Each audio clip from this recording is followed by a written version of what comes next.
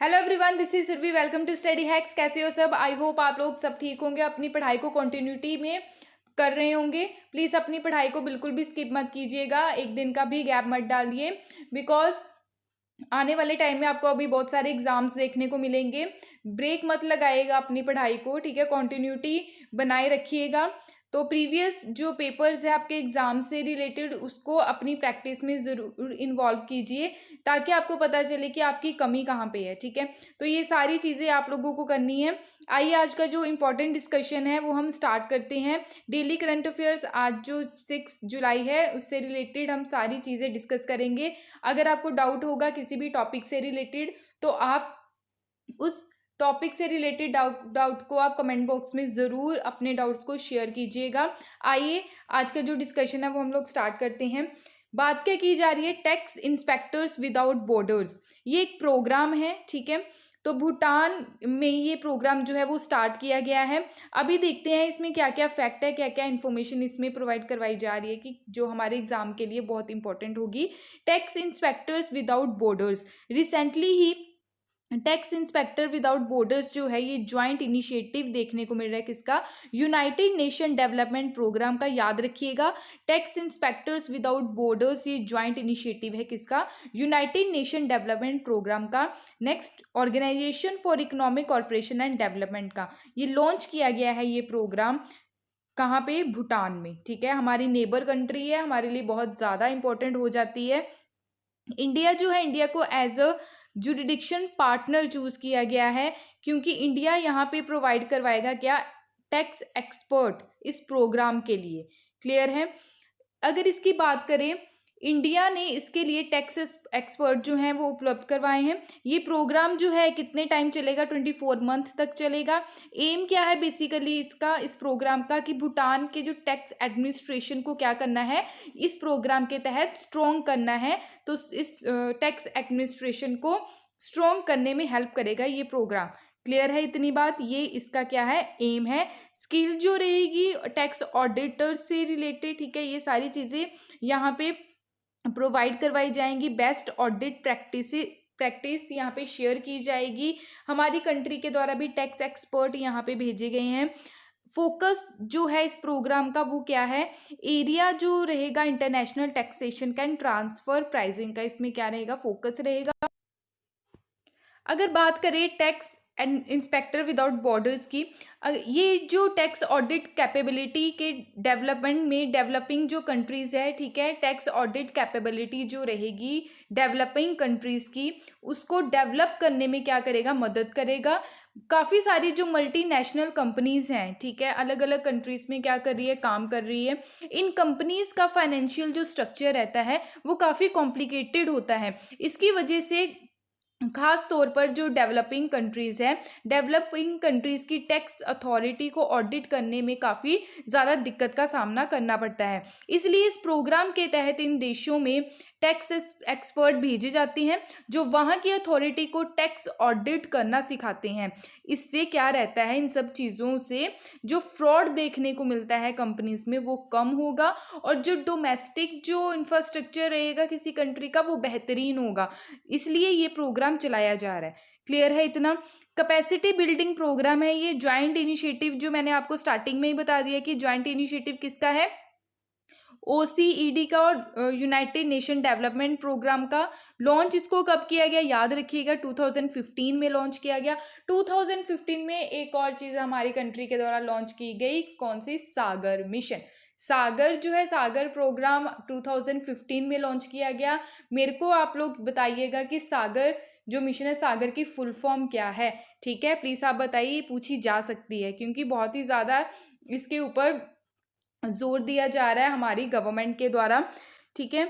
तो multi national national जो कॉम्प्लेंस देखने को मिलता है, वर्ल्ड वाइड जो कॉम्प्लिकेशंस देखने को मिलती है, उसको कम करना, ये सारी चीज़ें मैंने आपको पहले बता दी। जो डिप्लॉय किए जाते हैं क्वालिफाइड एक्सपर्ट, जो टैक्स एक्सपर्ट्स रहते हैं डेवलपिंग कंट्रीज़ में, across Africa, Asia, eastern Europe, Latin America, Caribbean, and ये हेल्प करता है कि बिल्डअप करना टैक्स जो कैपेसिटी है, ठीक है? ये सारी चीज़ें मैंने आपको पहले ही बता दी। आई होप आपको ये चीज़ समझ में आई होगी। अगर नहीं भी समझ आई है तो प्लीज़ दोबारा इसको सुन लीजिएगा, ठीक है। अगर फिर भी कोई डाउट होगा तो कमेंट बॉक्स में अपने डाउट्स को ज़रूर शेयर कीजिएगा। नेक्स्ट है, काफ़ी ज़्यादा इंपॉर्टेंट है, ट्वाइकाथन। ट्वाइकाथन 2021 ये क्या है? बेसिकली जो हमारी कंट्री में टॉयज़ वगैरह मैन्युफैक्चर होते हैं उसको कैसे हमने एक्सपोर्ट करना है, ठीक है।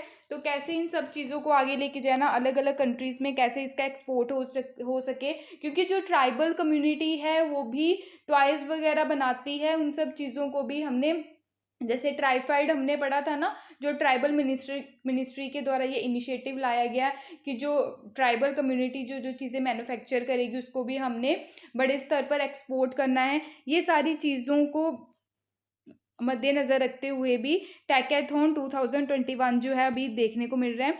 रिसेंटली ही honourable prime minister of India Shri Narendra Modi ji के द्वारा लोगों को अर्ज किया गया है कि वोकल फॉर लोकल, यानी कि जो लोकल जो हमारे टॉयज़ हैं मैन्युफैक्चरर जो किए जा रहे हैं लोकल लेवल पे, वो हमने क्या करने हैं, एक्सपोर्ट करने हैं, ठीक है। वाइल इंटरेक्टिंग देखने को मिलेगी, जैसे पार्टिसिपेंट्स देखने को मिलेंगे ट्वाइकाथन 2021 में, ठीक है। ये एक हिसाब का मेला जैसे होता है ना, मेले में सारी चीज़ें वहाँ पे ऑर्गेनाइज की जाती हैं, ठीक है। ये सारी चीज़ें देखने को मिलेगी। ज्वाइंट इनिशिएटिव किस किस का है, यानी कि कौन कौन मिनिस्ट्री इसमें इन्वॉल्व है, कौन कौन सी और भी जो ऑर्गेनाइजेशन है इसमें इन्वॉल्व है। ज्वाइंट इनिशिएटिव किसका है? मिनिस्ट्री ऑफ एजुकेशन का, सबसे पहले आपको ये याद रखना है। दूसरा है women and child development ministry, ministry of micro small and medium enterprises, textile ministry, ministry of information and broadcasting, all India council for technical education. ये जितनी भी मिनिस्ट्री मैंने आपको बताई है ना, इनके मिनिस्टर कौन कौन से, इसकी रिवीजन कर लीजिए जाके, ठीक है। बहुत ही ज़्यादा इंपॉर्टेंट है। क्लियर? तो ये जो लॉन्च किया गया था, यानी कि ट्वाइकाथन, मैंने पहले भी ये डिस्कस किया है, जो ट्वाइकाथन लॉन्च किया गया था 5 जनवरी 2021 में किया गया था, ठीक है। ये क्राउड सोर्स इनोवेटिव जो टॉयज़ रहते हैं, गेम आइडियाज़ वगैरह जो देखने को मिलेंगे, इन सबको क्या रिप्रेजेंट किया जाएगा। अगर बात करें एम क्या है इसका, कि इनोवेटिव टॉयज़ बेस्ड जो है इंडियन वैल्यू सिस्टम देखने को मिलेगा, पॉजिटिव बिहेवियर रहेगा, गुड वैल्यू अमंग चिल्ड्रन, यानी कि बच्चों में काफ़ी उत्सुकता देखने को मिलेगी। और बच्चे जो हैं स्कूल लेवल पे जैसे चीज़ें करते हैं ना, आर्ट एंड क्राफ्ट की जो एक्टिविटीज़ रहती है, इसके थ्रू भी ये सारी चीज़ें देखने को मिलेंगी। प्रमोट किया जाएगा इंडिया को as a global toy manufacturing hub, ठीक है, जैसे आत्मनिर्भर भारत। क्लियर? ये मैंने स्टार्टिंग में ही बता दिया आपको। फीचर्स क्या है इसके, कि किसके ऊपर बेस्ड रहेगा, हमारा जो कल्चर है इंडिया का, ठीक है, उसके ऊपर बेस्ड रहेगा। लोकल जो फोकलोर होंगे, हीरोज़ जो हैं हमारे, ठीक है, इंडियन वैल्यू सिस्टम, इन सब चीज़ों पे टॉयज़ जो हैं वो बेस्ड रहेंगे।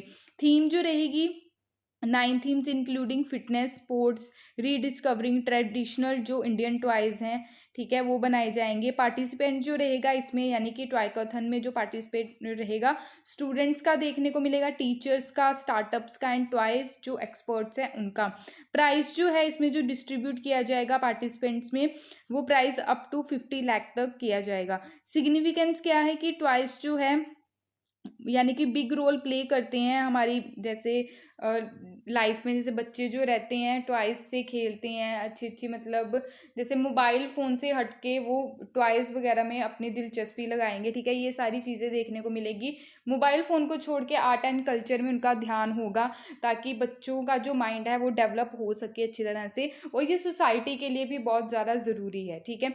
आई होप आपको ये सारी चीज़ें समझ में आई होंगी। अगर फिर भी नहीं समझ आई तो प्लीज़ अपना जो डाउट है वो कमेंट बॉक्स में कर दीजिए, ठीक है। नेक्स्ट है, इसी के बारे में है, ट्वाइकाथॉन जो है वो यानी कि प्रूव करता है इफेक्टिव जो मेकिंग इंडिया है, प्रोडक्शन हब देखने को मिलेगा टॉयज़ का, ठीक है, आने वाले समय में। क्रिएशन जो होगा इसका टोयो इकोनॉमी, यानी कि टॉय की जो इकोनॉमी है, इससे हम बेहतरीन तरीके से अपनी कंट्री को भी डेवलप कर सकते हैं।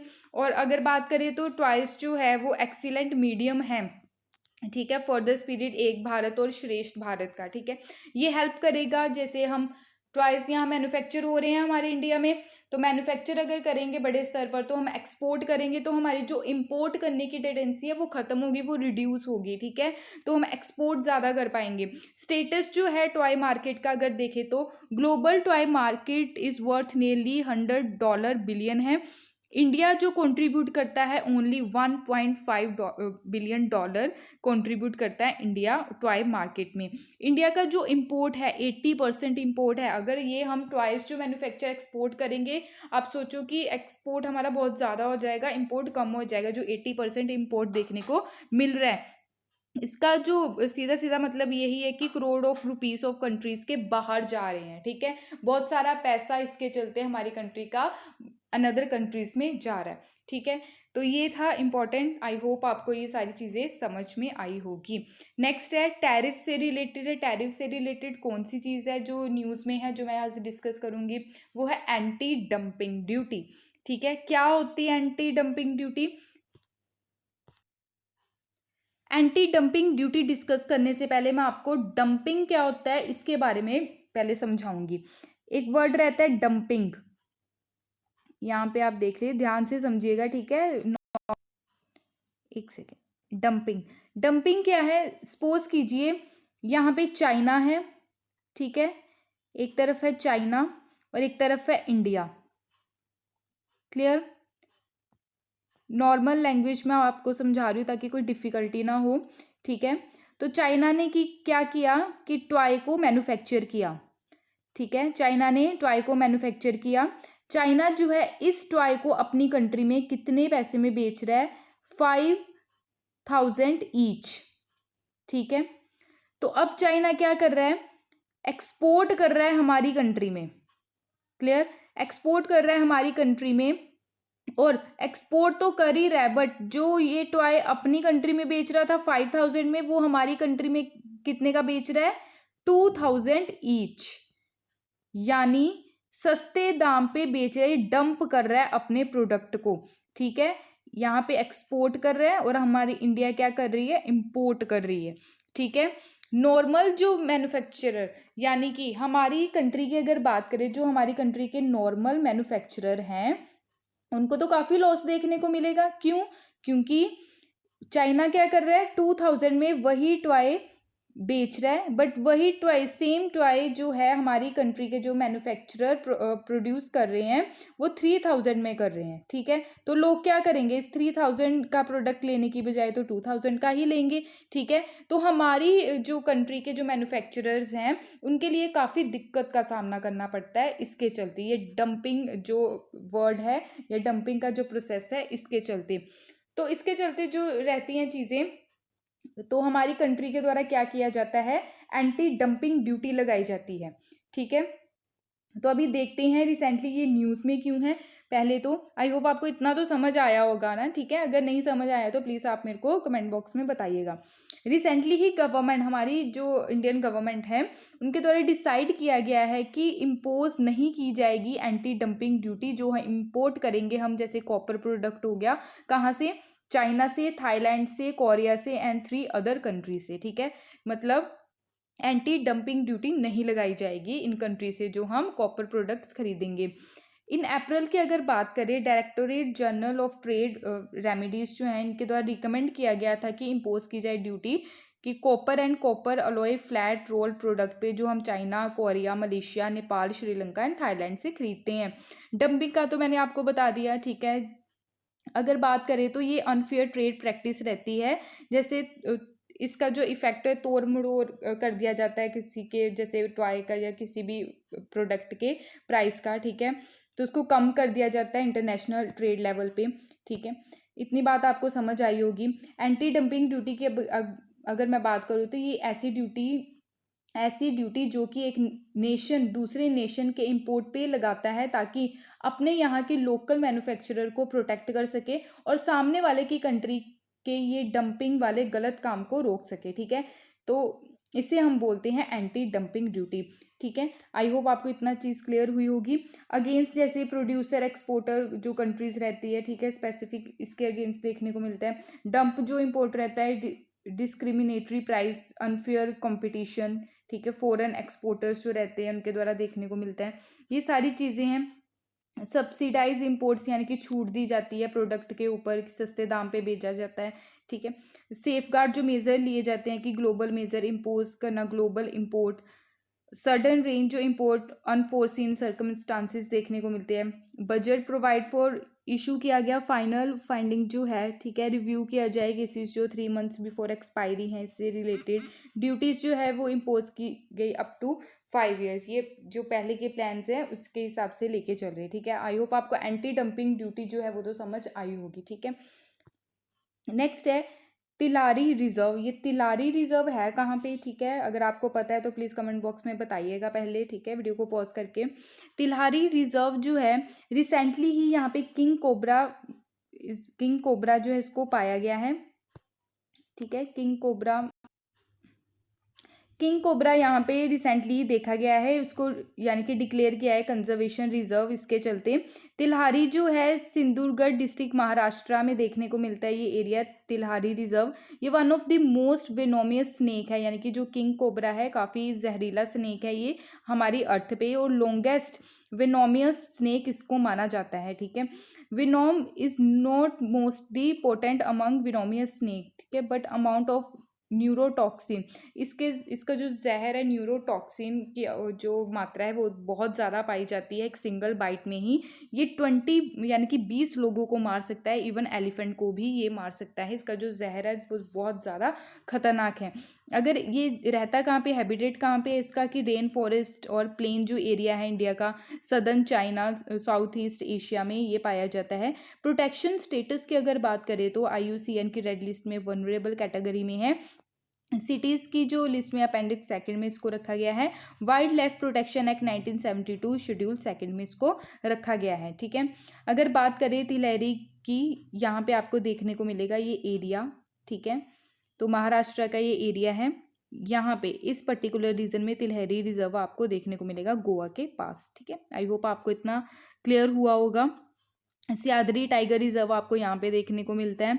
राधानगर वाइल्ड लाइफ सेंचुरी आपको इस साइड यहाँ पे महाराष्ट्र में ही देखने को मिलती है। अगर इंडिया के मैप की बात करें, महाराष्ट्र है, कर्नाटका इसको टच करता है, गोवा, गुजरात, मध्य प्रदेश, तेलंगाना, छत्तीसगढ़, ठीक है, ये सारी जो स्टेट्स हैं महाराष्ट्र को टच करती हैं। तिलहरी कंजर्वेशन जो रिजर्व है ये 7th वाइल्ड लाइफ कॉरिडोर है स्टेट का, यानी कि महाराष्ट्र का, जिसको डिक्लेयर किया गया है कंजर्वेशन रिजर्व। तिलहरी रिजर्व जो है ये वेस्टर्न घाट्स का पार्ट है। यहाँ पे आपको बता ही दिए कि वेस्टर्न घाट्स में जो स्टेट्स आती हैं उसी में ही महाराष्ट्र भी इन्वॉल्व है।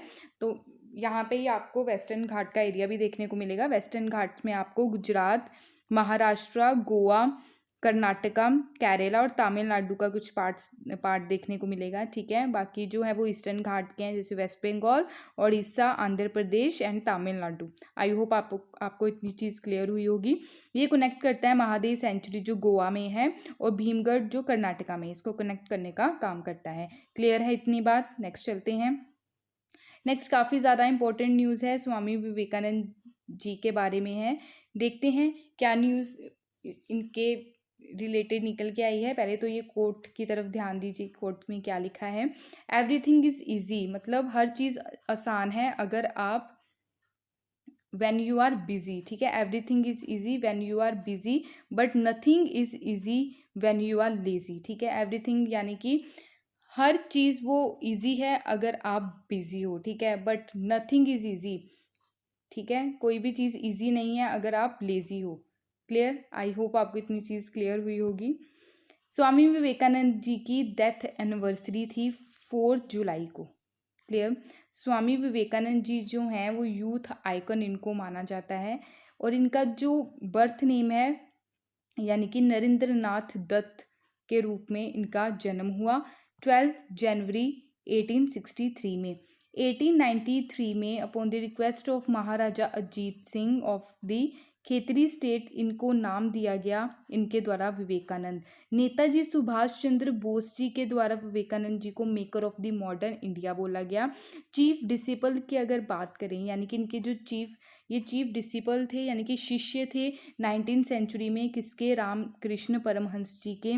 इस्टेब्लिशमेंट इनके द्वारा किया गया रामकृष्ण मिशन 1897 में। 1899 की अगर बात करें तो इनके द्वारा इस्टेब्लिश किया गया बेलूर मठ, और जो अंतिम टाइम था इनकी लाइफ का बेलूर मठ में ही गुजारा गया।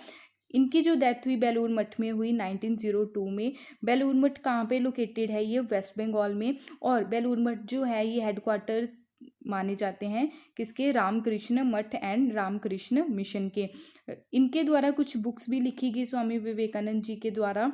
राजा राजा योग, जनाना योग, कर्म योग, ये इनके द्वारा लिखी गई हैं। आई होप आपको इतनी चीज़ क्लियर हुई होगी। इनकी जो बर्थ जो डेट है, इनकी बर्थ डे पे एक डे को सेलिब्रेट किया जाता है, वो डे का नाम बताइए, ये आपका होमवर्क है, ठीक है। बहुत ही ज़्यादा इंपॉर्टेंट डे है। क्लियर। नेक्स्ट है, काफ़ी ज़्यादा इंपॉर्टेंट है, देखते हैं ये पिक किसकी है, ये पिक बताओ किसकी है, ठीक है। कमेंट बॉक्स में नाम बताइए मेरे को ये कौन है।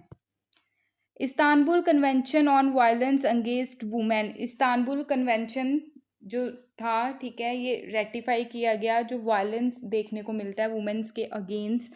तो अभी क्या हुआ है, टर्की के द्वारा क्विट कर दिया गया है इस कन्वेंशन से, ठीक है। इस कन्वेंशन से विड्रॉ कर लिया गया है टर्की के द्वारा। इस कन्वेंशन को विड्रॉ करने के बाद काफ़ी ज़्यादा क्रिटिसिज्म का सामना करना पड़ रहा है टर्की को, क्योंकि इंटरनेशनल लेवल पे भी क्रिटिसाइज़ किया जा रहा है टर्की को इसके चलते। अगर बात करें 24 नवंबर 2011 की, टर्की जो है ये पहली कंट्री बनी थी जिसने ये रेटिफाई किया था इस्तांबुल कन्वेंशन। और मार्च 8 2012 में इन्होंने इनकॉर्पोरेट किया था इस्तांबुल कन्वेंशन जो है domestic as a domestic law. Turkey जो है इसके चलते काफ़ी ज़्यादा क्रिटिसिज्म का सामना करना पड़ रहा है टर्की को। क्लियर। कंट्री ने विड्रॉ कर लिया कन्वेंशन, इस कन्वेंशन से खुद को, ठीक है। हाई रेट्स, क्योंकि यहाँ पे हाई रेट जो वायलेंस देखने को मिलता है, स्त्री की हत्या, फेमिसाइड जिसको हम बोलते हैं, कंट्री में बहुत ज़्यादा हाई लेवल पे देखने को मिलती है। कंट्री की अगर टर्की की जो रैंक रही है ग्लोबल जेंडर गैप रिपोर्ट 2021 में, वो रही है 133 आउट ऑफ 156 कंट्री। आपका होमवर्क यहाँ पे रहेगा, हमारी कंट्री का रैंक कितना रहा है ग्लोबल जेंडर गैप रिपोर्ट 2021 में, ये आपका होमवर्क है। और ये ग्लोबल जेंडर गैप रिपोर्ट जो है किसके द्वारा रिलीज़ की जाती है, ये भी आपका होमवर्क है, ठीक है। अगर बात करें अकॉर्डिंग टू यूनाइटेड नेशन का जो वुमेन डाटा है, 38% जो वुमेन्स है टर्की की, वो फेस करती है वायलेंस, ठीक है, जो उनके पार्टनर के द्वारा उनको मारा पीटा जाता है। क्लियर। तो उतनी 38% है।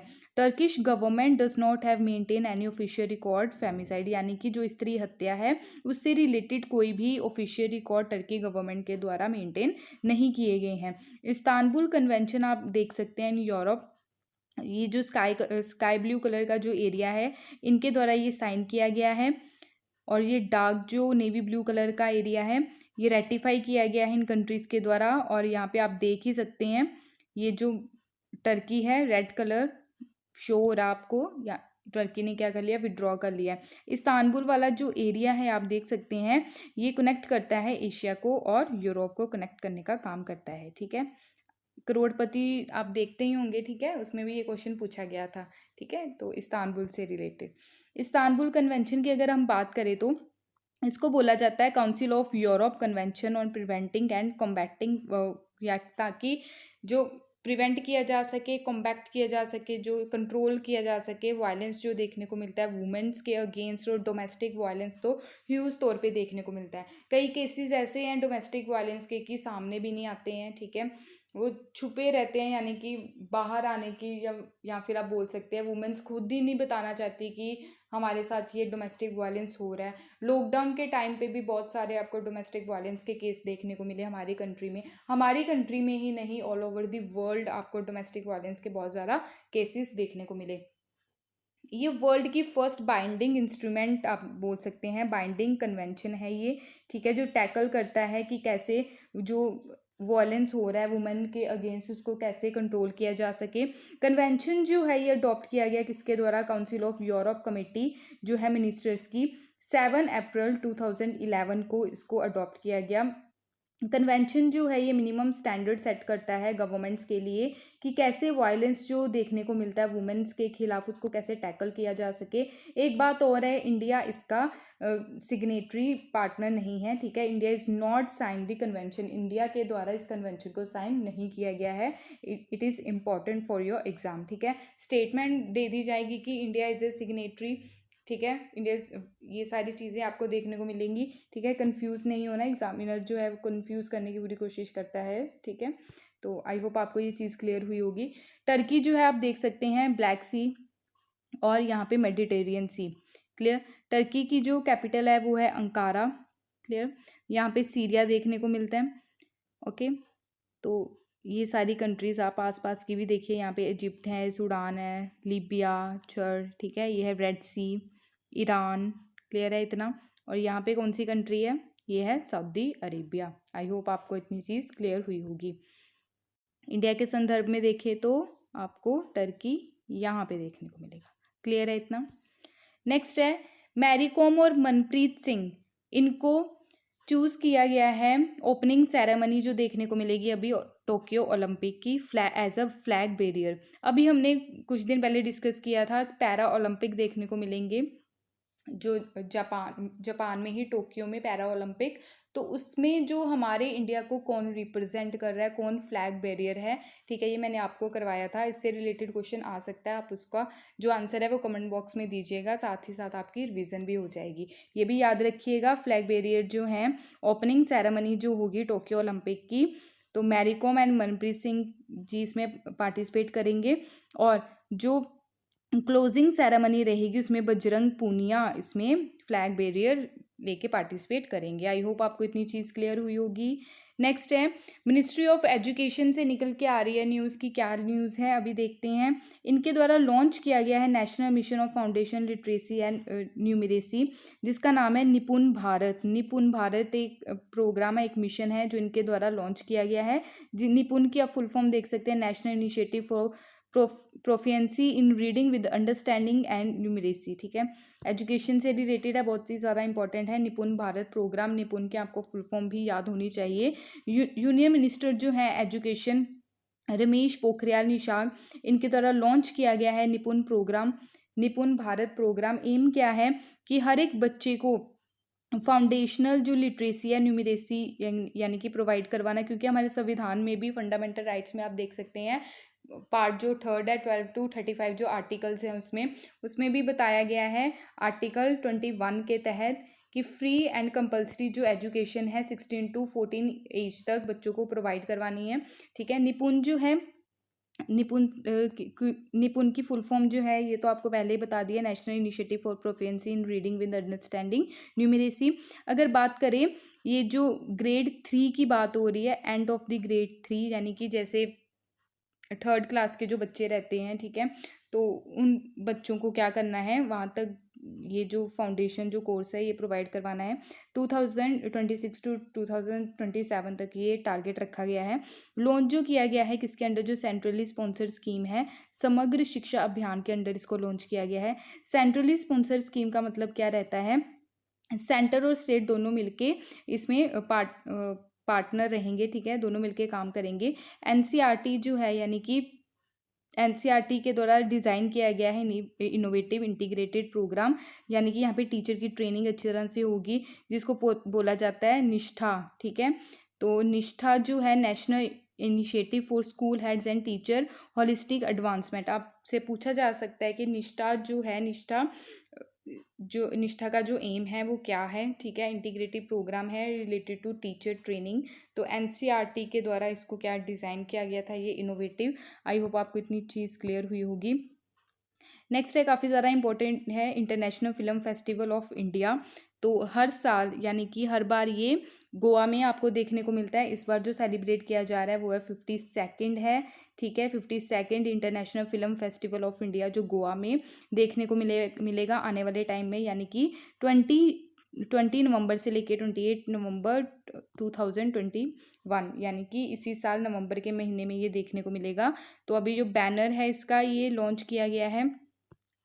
इंटरनेशनल फिल्म फेस्टिवल जो है इंडिया का 52nd एडिशन देखने को मिलेगा नवंबर के मंथ में, गोवा में होता है ये हर बार। रेगुलेशन और पोस्टर जारी किए गए हैं 52nd international film festival of India के, जो रिलीज़ किया गया है ऑनरेबल मिनिस्टर जो है इंफॉर्मेशन एंड ब्रॉडकास्टिंग के श्री प्रकाश जावड़ेकर साहब जो हैं, इनके द्वारा ये रिलीज़ किया गया है।